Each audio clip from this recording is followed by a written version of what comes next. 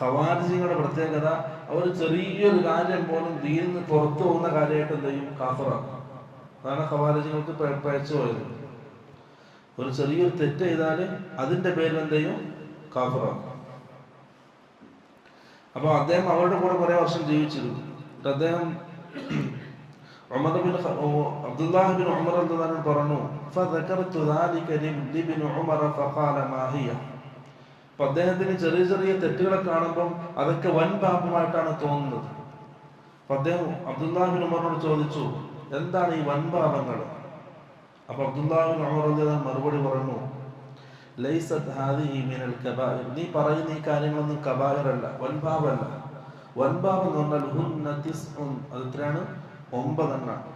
1 അൽ ഇശ്റാഖു ബില്ലാഹി, അല്ലാഹുവിൽ ശിർക്ക് ചെയ്യുക. 2 വഖത്ലു നസമതി